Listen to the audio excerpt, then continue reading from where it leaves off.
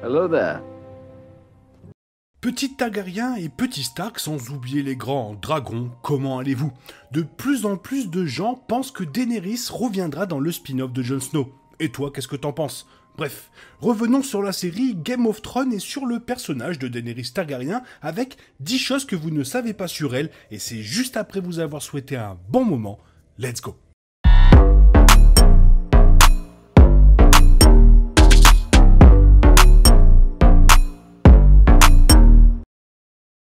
La franchise Game of Thrones et les Targaryens sont de retour sous les projecteurs grâce à House of the Dragon de HBO, et c'est Daenerys Targaryen qui a contribué à populariser la famille des Seigneurs Dragons.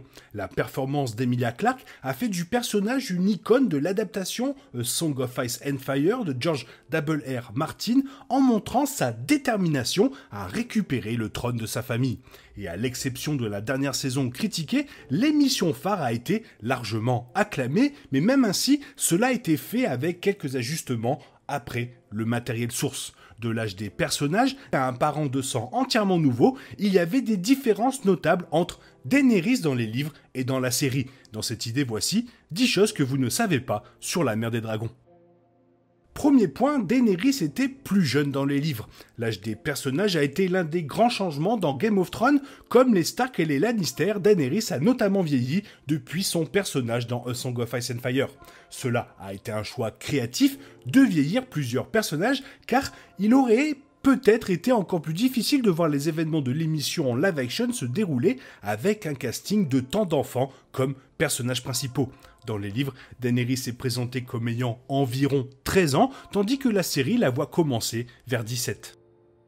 Second point important, les yeux violets des Targaryens. L'un des faits les plus populaires que les fans de Game of Thrones connaîtront est l'omission des yeux violets des Targaryens. Ce n'était jamais strictement violet, mais la famille Targaryen avait des yeux qui variaient selon différentes nuances de violet. Même maintenant avec House of the Dragon, décrivant une époque où les Targaryens occupaient une place prépondérante dans la hiérarchie du pouvoir de Westeros, c'est un changement qui est resté dans le canon de la première adaptation. Après, on va pas se mentir, cela aurait été une belle touche visuelle à voir dans la série pour les fans de longue date, mais c'est certes mineur. Cependant, comme l'ont noté plusieurs spécialistes, il s'agissait d'un choix logique car les verres de contact violets étaient jugés trop inconfortables à porter pendant de longs moments. Troisième point, et non des moindres, l'autre neveu Targaryen. Dans un changement beaucoup plus dramatique par rapport au matériel source, Game of Thrones était connu pour laisser de côté des personnages entiers jouant un rôle très important dans les histoires des livres. De nombreux fans souligneront également les manques de Lady Cœur de Pierre, la réincarnation de Catelyn Stark en tant que morte vivante vengeresse, mais la série a également coupé un autre Aegon Targaryen. Un autre neveu Targaryen de Daenerys nommé Aegon, cette version est venue avant le favori des fans Jon Snow, qui est techniquement Aegon VII, pas 6, et contesterait activement sa prétention au trône de fer. Surnommé Jeune Griffe, il était le fils de Rhaegar Targaryen et Elia Martell, et bien qu'il ait été tué avant les événements de l'émission, il a été sorti clandestinement de Westeros dans les livres. Quatrième point, sa vision dans la Maison des Immortels. Dans la saison 2, Daenerys se retrouve avec ce qui reste de son soutien de la part des Dothraki, désespérés de l'aide dans la ville de Qarth. L'événement le plus notable à découler de cette histoire est lorsque le sorcier de la Maison des Immortels kidnappe ses dragons pour l'attirer dans un piège. Dans les livres, le contexte et la substance de ces visions étaient différents. Daenerys est officiellement invitée à visiter la maison et elle accepte volontiers, entrant dans la maison des immortels avec Drogon à ses côtés. De même, les visions qu'elle a sont encore plus inquiétantes que de voir une salle du trône ravagée. Par exemple, elle fait allusion au mariage rouge, voit Rhaegar faire une prédiction concernant la prophétie du prince qui fut promis, et fait allusion à la relation entre Rhaegar et Lyanna Stark. Cinquième point très important, comment elle a apprivoisé Drogon. Daenerys volant sur Drogon pour la première fois a été l'un des meilleurs moments en tant que personnage de la série, mais le contexte entourant la façon dont cela s'est produit dans les livres est bien différent. Le point crucial de cet événement dans l'émission était l'attaque des fils de la Harpie aux arènes de combat. Les livres ne décrivaient pas une telle attaque, et c'est l'odeur du sang qui attira Drogon vers les fosses. Après qu'un combattant ait tenté de le tuer, Daenerys sauta pour le sauver, mais le dragon se tourna vers elle comme s'il allait la manger. C'est alors qu'elle a réalisé qu'elle devait l'apprivoiser, ce qui l'a amené à faire claquer un fouet sur Drogon jusqu'à ce qu'il comprenne. Sixième point, toujours débattu, son immunité contre le feu.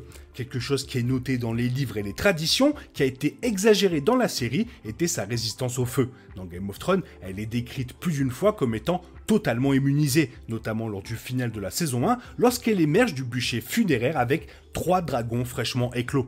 Mais dans les livres, Daenerys et les Targaryens en général ne sont pas à l'abri du feu, mais ils y ont spécifiquement une résistance élevée. Daenerys étant capable de s'éloigner du bûcher indemne dans les livres était le résultat de la magie du sang lancée par la sorcière Mirri Maz Duur. Ainsi, bien que le feu soit quelque chose de bas dans la liste des soucis pour les Targaryens, ce n'est pas non plus quelque chose à ignorer.